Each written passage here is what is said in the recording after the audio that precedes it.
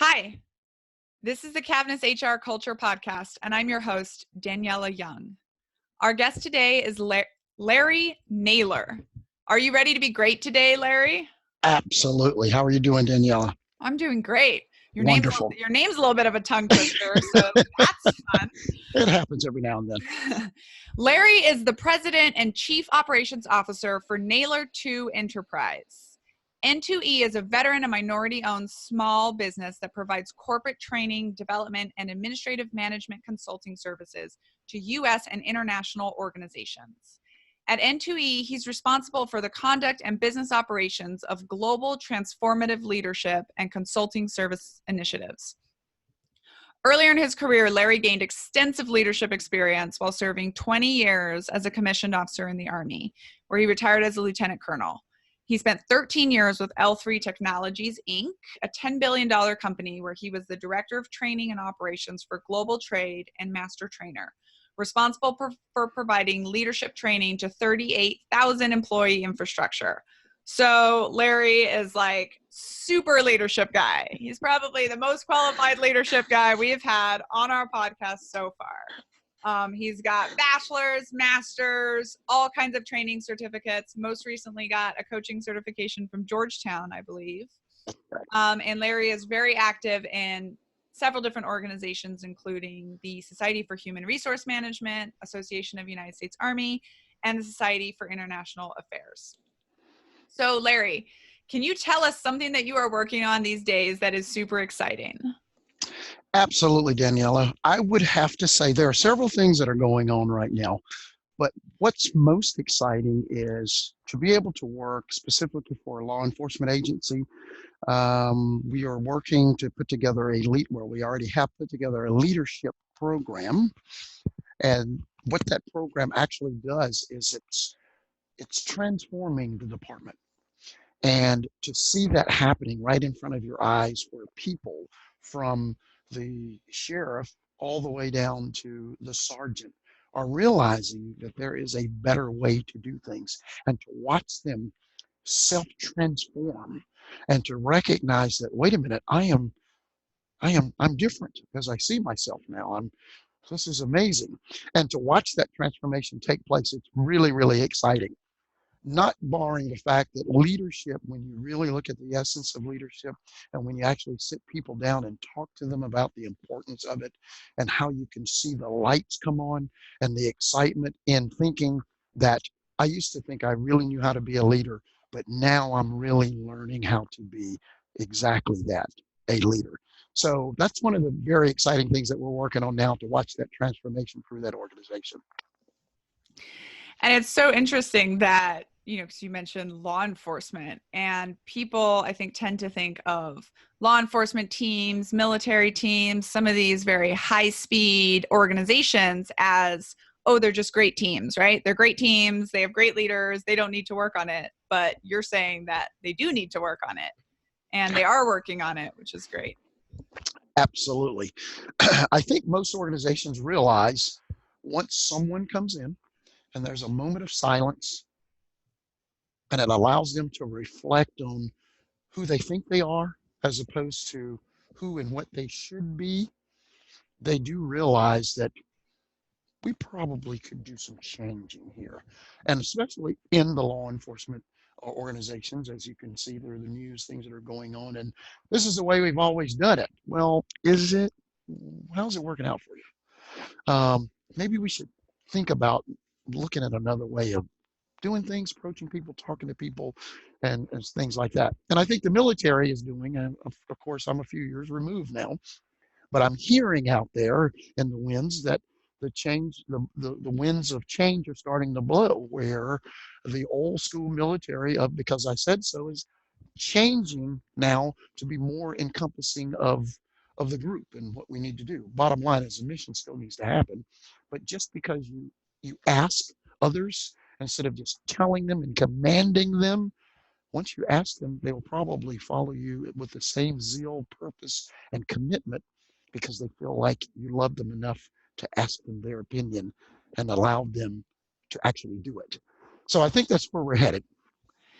Yeah, it's definitely interesting. Like you said, the bottom line is the mission still needs to happen in any corporation, right? But a strong culture and a strong team is going to get you to your mission so much faster is, I think what the modern sort of leadership is starting to learn and is starting to realize. And I think in the military for the longest time in sort of the special disciplines, we already knew that. Right. So in intelligence, which is what I did, we knew that, like, I can order, I mean, how much can I order my guy to analyze and give me the best information? Not much, right?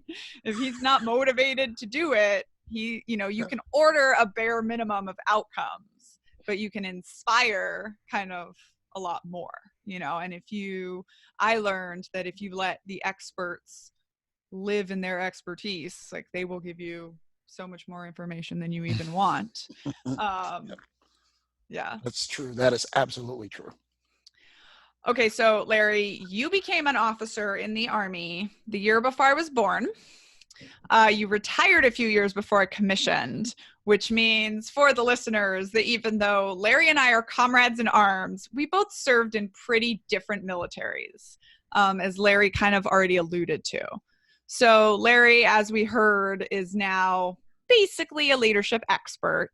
And he was telling me about some of the changes that he's noticed in the definition and practice of leadership over the years. Can you tell us a little bit more about that, whether that was your time in the military or your time in the corporate sector? So, as you said, Daniela, I started out in '86. And my first assignment was in Germany, and that's the whole Cold War era. I'm a 23-year-old kid out of college, and and I was taught and bred to do what needs to be done.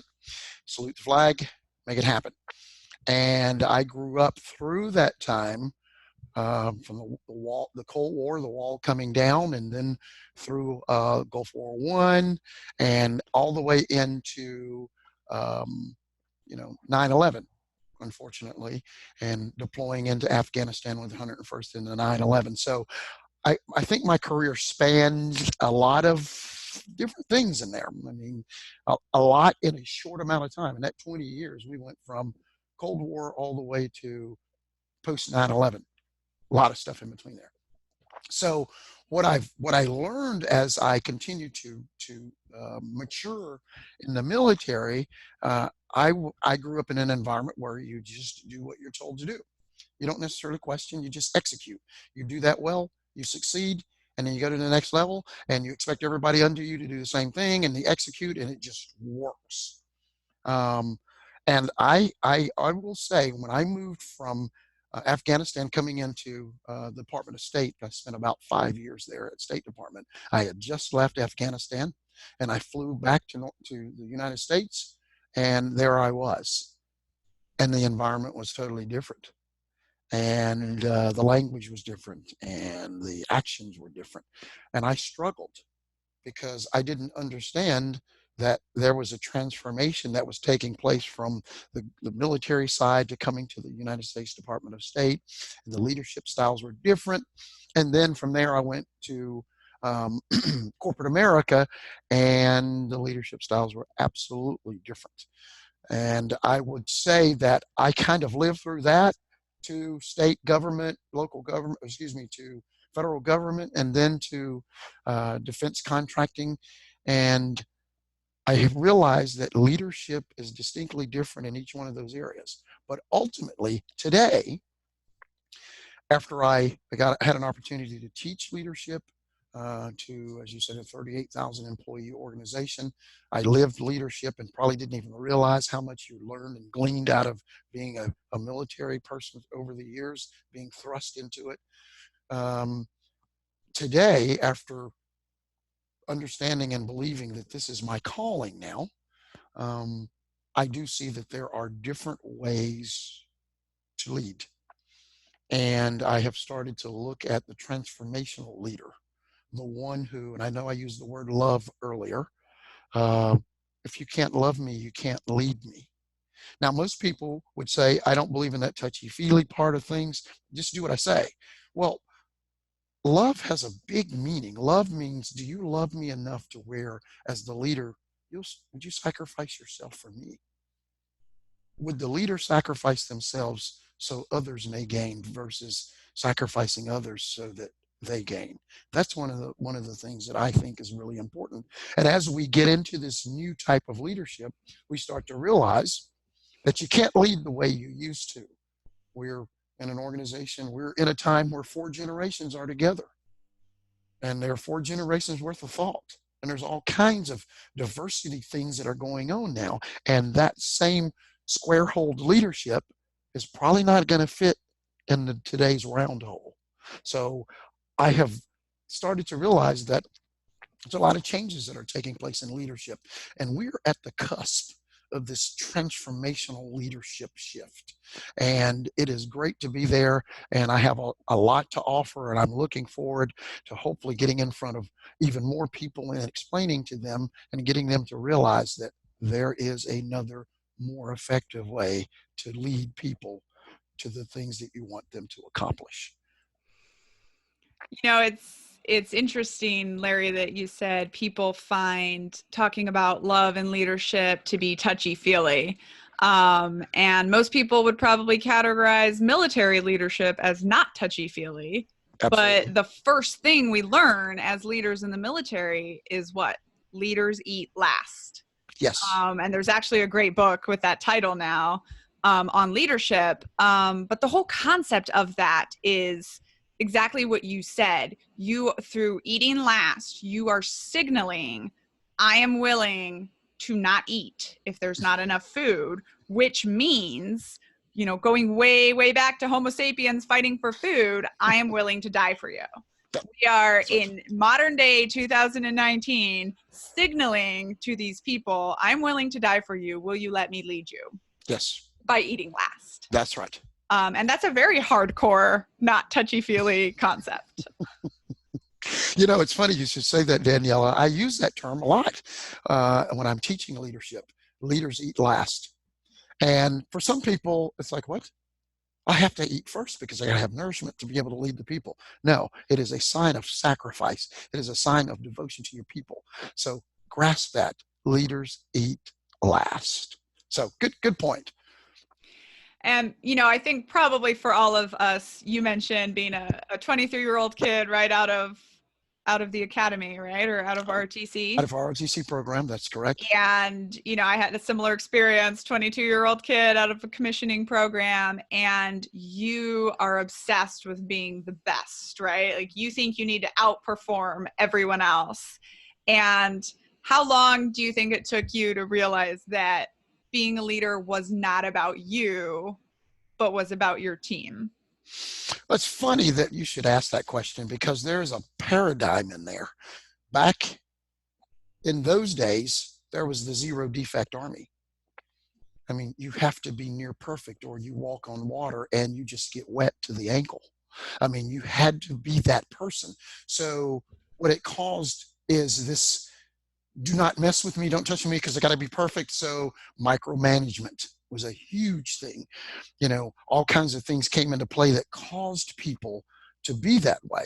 Now, that's one end of the pendulum. The other end was that people started to realize that in that era, what it caused was people's inability to feel like they could make a mistake or feel like they can allow their people to do things and use their own intuitive nature and ideas. And it created this environment where, you just felt like you couldn't do anything other than it's got to be perfect. It's got to be spot on. And it causes you to grow up in an environment and a culture where you struggle with making a mistake, or you struggle with the fact that maybe it didn't go as well as you thought it was, because the way I was trained was you must be right and it has to be perfect. The zero defect mentality came into it. I hope I answered some of your question there. No, you did. And you're speaking to my heart because there's so much danger in the zero defect environment. And by the way, it's still a zero defect environment for women in the military, and in a lot of other industries, of course. Amazing. but I am very glad to hear that, you know, these great leaders like you and leadership trainers are thinking about, you know, how is this zero defect, and how is even just saying you have to prove yourself actually part of a bigger problem. You know, once again, we're teaching an organization, the law enforcement organization, actually, we're teaching a segment here in a few days called Women in Leadership. And I am starting to realize even more as a Black man. You know, I used to feel like, you know, I've got to do 110% just to kind of be equal with everybody else. In that zero defect culture and mentality, which caused you to become very rigid and inflexible. And then now I'm thinking about what it must feel like sometimes in a workplace environment as a woman who is intelligent, who is absolutely capable of doing even more than many others. And I wonder if they have that same feeling that I have, that I really can't explain and articulate, but I just have it. So I'm glad that you brought that up. And I can't imagine what that feels like. I think I can articulate it for you. So when you are a member, this is of course my personal belief, when you are a member of a minority group, of which women are still considered one, you represent that entire group in a way that a member of the majority doesn't.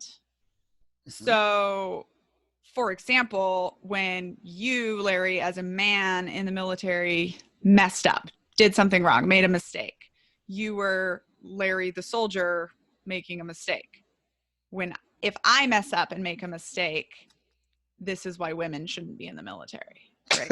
So Yeah. Daniela Young had to carry the weight of representing all females on her shoulder in the military because we're such a minority there. And you've probably had this experience as, you know, a Black man in corporate America or somewhere else, that you represent all African American people.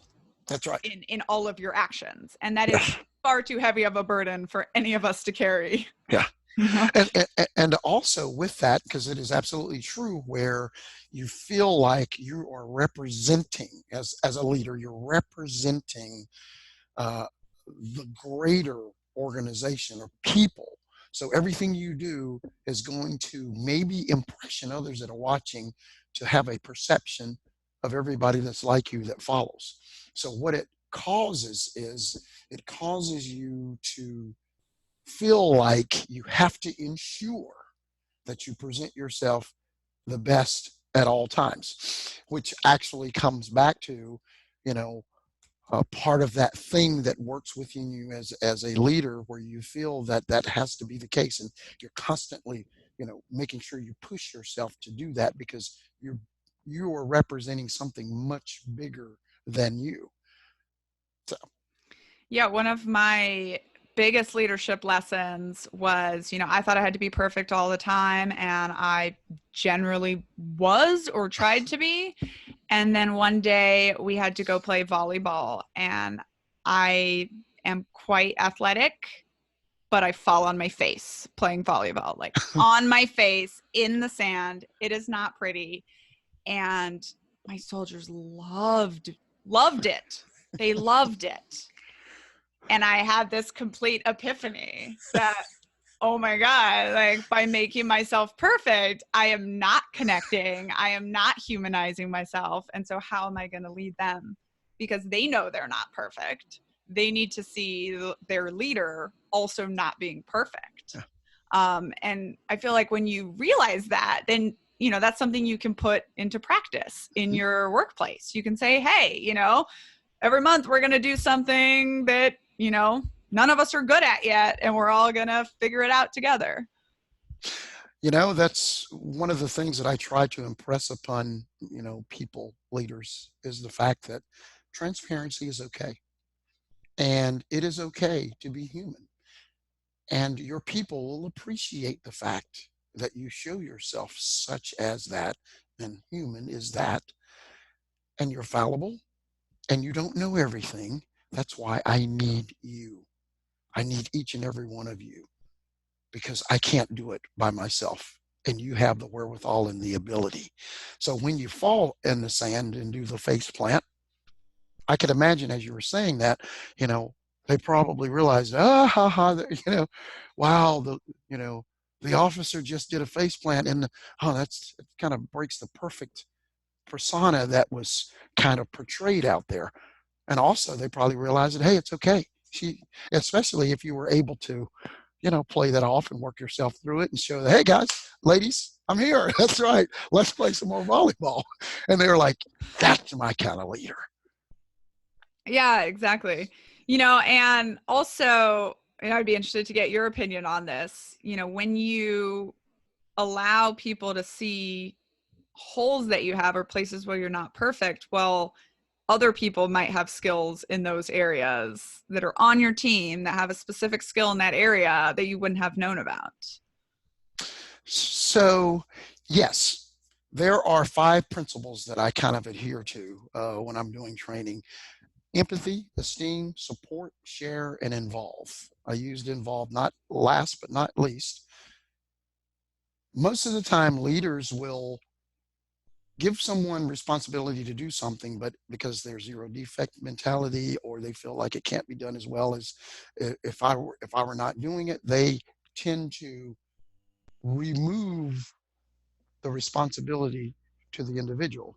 Because, okay, if they turn in a 50% solution, you're like, okay, I tell you what, I'll work on it from here. Most of your subordinates realize that that's what you do. So they only do half anyway, because they know you're going to take it and do it. But if you can figure out a way to involve your people to where they take that as their own and they actually feel great doing it, that's what makes the difference. And a lot of times, leaders do not realize that you cannot function. These people are the wind beneath your wings. They are the literal air that you breathe. So if you do not empower them and give them and involve them in the opportunities to do great things without removing the responsibility, allow them to do it. And if it's not done to exactly what your standard is based on your perception of what right looks like, it's okay. As long as it's ethical, legal, moral, and safe, because what's going to happen, it's going to snowball. It's going to pay bigger dividends down the road because the people believe that you believe enough in them and you involve them enough and trust them enough to do the job. So they actually start to cloak it on them and they wear that. And then you succeed and you're catapulted even further by them. And this won't surprise any of our listeners, Larry, but I believe you call what you teach about leadership wholehearted leadership. Is that right? You could say that. That's right. That's right. I like that. I love it. I stole it from you. I heard you say it earlier and I wrote it down because I like it. So that came from you. Yes. Thank you. Yeah, Larry talks so much about leadership, about wholehearted leadership, about leading with love, and even about building, right? Like some of those 5 points, I would imagine, like building muscle memory into how you think of leadership. Yes, that's correct, Daniela. Okay, Larry, we're gonna have to wrap up soon. Unfortunately, right. I know, this is so great. Fun. We could go forever. We'll have to have you back on in the future. I would love it. Thank you. So, Larry, are you providing a gift or a discount for listeners today? Yes, I am. As a matter of fact, I would love to, for anyone that kind of reaches out to us and lets us know that they're looking for an opportunity to receive some awesome transformational leadership initiatives in their organization to change maybe where they may be stagnant or to make them even better than what they are now. If they contact us and let us know that they heard this in relation to this podcast, we are going to provide discounts to them for that. Perfect. And what's the way to contact you, Larry? So the best way to contact us is if you would, you can go to our website. It's www.naylor2enterprise.com. Or you can actually look me up on LinkedIn. Larry Naylor. I'm out there, and you can actually see a lot of the information that we have. But if you go to our website, you can see some of our capabilities in leadership and in coaching, as well as international and global trade compliance and things like that. We'd love to come and talk to your people. We love what we do. We're passionate about it because it makes a greater America, greater culture, greater world that we're living in. So we're looking forward to doing those types of things. Perfect. And all of the links and how to get in contact with Larry will be on our show notes, which are found at www.cavnesshrblog.com. Okay, Larry, 20 seconds. What's one piece of advice for our listeners? Okay, 20 seconds. One piece of advice for our listeners. Leading is an art form. Leadership is a gift. But the ability to portray that so that your people will follow is where the magic actually happens. So I would empower all of the leaders who are out there, and it goes back to the beginning of what I said. Leadership is loving your people, sacrificing yourself so that others may gain. And then in the end, you will realize that that was what you were set out to do from the very beginning. Leaders lead from the front, and leaders eat last. Wonderful. Larry, thank you so much for sharing so much value on our show today. Can't wait to have you back on. And thank you to all of our listeners. Remember to be great every day. Thank you so much.